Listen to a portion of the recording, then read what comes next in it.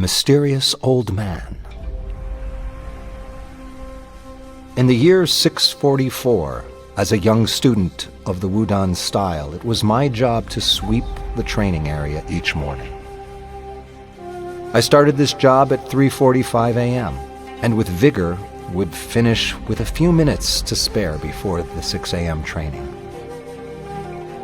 There was an old man with no hands and no feet, the only man to whom Master Po would bow, who would sit atop a tree trunk and watch me complete this task.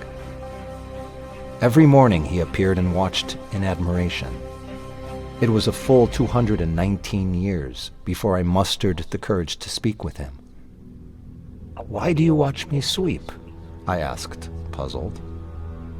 "Ah, young cobra, what better unison of the hands and the feet than sweeping a floor?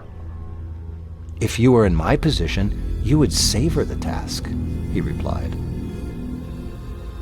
I looked at the stumps where his hands and feet once were, then looked up at him. He knew what I wanted to ask, but I was afraid to appear disrespectful. Truly, it was none of my business. Curiosity got the better of me. "What happened to you?" I said, looking towards the ground. I was sure he was contemplating reprimanding me. I was pleased when he began to speak. "Wudan was not always such a peaceful place," he began. Warring tribes fought for this mountain's power, and strange creatures lurked in every corner. Before myself and a few brave others, including Master Po, banished them from the mountain. While fighting bandits near the Yushu River, a water snake grabbed my right foot and began to pull me under. Fearing for my life and unable to see the snake through the bloodied water, I removed my right foot with one slice of my sword. The only alternative was to drown. "What about your left foot?" I asked. The next day I was limping and slowing the group down.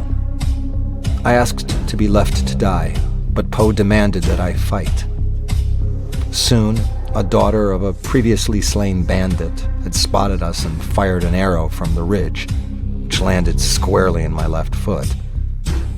Fearing gangrene, I removed my left foot with one slice of my sword. "What happened to your hands?" I asked quickly.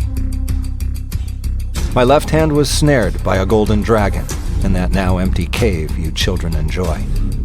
To avoid being pulled into the darkness and killed, I removed my left hand with one slice of my sword. He paused. My right hand was caught in a bear trap that same afternoon.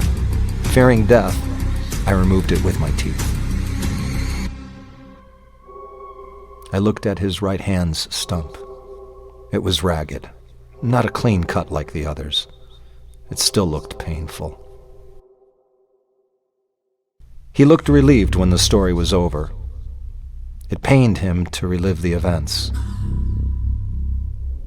He took a sigh of relief and moved his gaze from me back over to the floor I was sweeping. I, however, was confused.